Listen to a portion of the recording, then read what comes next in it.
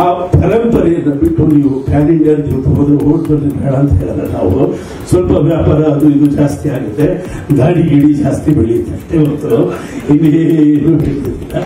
Body ಬೆಳೆಯುತ್ತೆ, ದಾಡಿ ಬೆಳೆಯುತ್ತೆ.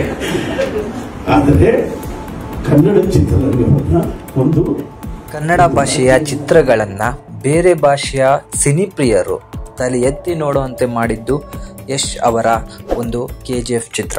ಅದರ ಜೊತೆಗೆ ಕಾಂತಾರ ಹಾಗೆ ಹೀಗೆ ಹಲವಾರು ಸಿನಿಮಾಗಳು ಬಂದವು.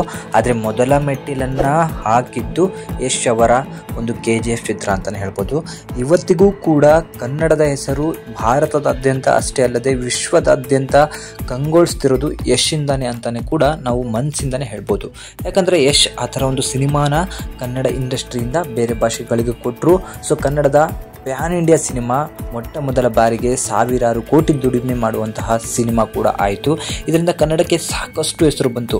ಇವತ್ತು ಹಂಸಲೇಖ ಅವರು ಯಶನ್ನು ಕಾಲಿಳಿಯೋ ಕೆಲಸವನ್ನು ಮಾಡಿದರು. ಸೊ ಪ್ಯಾನ್ ಇಂಡಿಯಾಕ್ಕಂತ ಓಡೋಗಿರೋ ನಮ್ಮ ದೊಡ್ಡ ದೊಡ್ಡ ಸ್ಟಾರ್ಗಳು ಕೇವಲ ದಾಡಿ ಬೆಳೆಸ್ಕೋಬೇಕು, ಬಾಡಿ ಬೆಳೆಸ್ಕೋಬೇಕೇ ಹೊರತು ಇನ್ನೇನು ಮಾಡಲಿಕ್ಕಾಗಲ್ಲ, ಮತ್ತು ಅವರು ಕರ್ನಾಟಕಕ್ಕೆ ಬರಲೇಬೇಕು ಅಂತ ಹೇಳಿ. ಹೌದು, ಯಶ್ ಅವರು ಎಲ್ಲೂ ಕೂಡ ಹೇಳ್ಕೊಂಡಿಲ್ಲ ನಾನು ಕರ್ನಾಟಕವನ್ನು ಬಿಟ್ಟು ಬಿಡ್ತೀನಿ, ಕನ್ನಡ ಭಾಷೆಯನ್ನು ಮರೆತು ಬಿಡ್ತೀನಿ ಅಂತ. ಅವರು ಇವತ್ತಿಗೂ ಹೇಳ್ತಾ ಇರೋದು ನನ್ನ ಕನ್ನಡನ ಇನ್ನು ನಾನು ಬೇರೆ ಲೆವೆಲ್ಗೆ ಬೆಳೆಸ್ತೀನಿ ಅಂತ ಹೇಳಿ ಹೊರತು ಅವ್ರು ಯಾವತ್ತೂ ಕನ್ನಡನ ಮರ್ತಿದ್ದೀನಿ ಅಂತ ಹೇಳಿ ಎಲ್ಲೂ ಕೂಡ ಹೇಳ್ಕೊಂಡಿಲ್ಲ. ಕನ್ನಡಕ್ಕೆ ಬೇಕಾದಂತಹ ಗೌರವವನ್ನು ತಂದುಕೊಡುವಂತಹ ಕೆಲಸವನ್ನು ಯಶ್ ಅವರು ಮಾಡ್ತಿದ್ದಾರೆ. ಸೊ ಯಶ್ ಅವರ ಬಗ್ಗೆ ಅವರಿಗೆ ಯಾಕೆ ಇಂತಹ ಅಸಮಾಧಾನ ಇದೆ ಅಂತ ಗೊತ್ತಿಲ್ಲ. ಯಾವುದೇ ಫಂಕ್ಷನ್ಗಳಿಗೆ ಹೋಗಲಿ, ಎಲ್ಲಾದರೂ ಹೋಗಲಿ, ಇಂಡೈರೆಕ್ಟಾಗಿ ಯಶ್ ಅವ್ರನ್ನ ಕಾಲೆಳೆಯೋ ಕೆಲಸವನ್ನು ಮಾಡ್ತಾರೆ.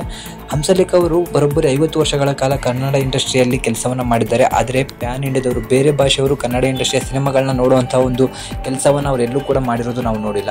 ಕನ್ನಡದಲ್ಲಿ ಮಾತ್ರ ಹಲವಾರು ಹಾಡುಗಳನ್ನ ಕೊಟ್ಟಿದ್ದಾರೆ. ಇಲ್ಲಿನ ಕೆಲವು ಅಭಿಮಾನಿಗಳಿಗೆ ಅವರು ಫೇವ್ರೇಟ್ ಇರ್ಬೋದು. ಆದರೆ ಕನ್ನಡನ ಬೇರೆ ಲೆವೆಲಿಗೆ ಬೆಳೆಸೋದು ಅಷ್ಟು ಸುಲಭದ ಮಾತಿಲ್ಲ. ಅದನ್ನು ಯಶ್ ಅವರು ಬೆಳೆಸಿದ್ದಾರೆ. ಸೊ ಬೆಳೆಸ್ತಾನೂ ಇದ್ದಾರೆ. ಮುಂದೆ ಹಲವಾರು ದೊಡ್ಡ ದೊಡ್ಡ ಸಿನಿಮಾಗಳನ್ನ ಕೊಡ್ತಾರೆ. ಅದರಲ್ಲಿ ಎರಡು ಮಾತು ಇರೋದಿಲ್ಲ. ಆದರೆ ಅವರನ್ನು ಕಂಡು ಹೊಟ್ಟೆ ಹೊರ್ಕೋತಿರೋದು ಯಾಕಂತ ಹೇಳಿ ನನಗೆ ಗೊತ್ತಾಗ್ತಿಲ್ಲ. ಸೊ ಬೆಳೆದಿರೋರನ್ನ ಕಾಲಿಡೋದನ್ನು ಬಿಟ್ಟು ಇನ್ನೂ ಕೆಳಗಿರೋರನ್ನ ಬೆಳೆಸಲಿಕ್ಕೆ ಟ್ರೈ ಮಾಡಿ. ಆಗ ನಿಮ್ಮ ವ್ಯಕ್ತಿತ್ವಕ್ಕೆ ಹಾಗೂ ನಿಮ್ಮ ವಯಸ್ಸಿಗೆ ಒಂದು ಬೆಲೆ ಸಿಗತ್ತೆ ಅಂತ ಹೇಳಿ ನನ್ನ ಅನಿಸಿಕೆ. ಸೊ ಹಂಸಲೇಖ ಅವರ ಈ ಅಭಿಪ್ರಾಯದ ಬಗ್ಗೆ ನಿಮಗೇನು ಅನಿಸುತ್ತೆ ಕಮೆಂಟ್ ಮೂಲಕ ನನಗೆ ತಿಳಿಸಿ. Thank you.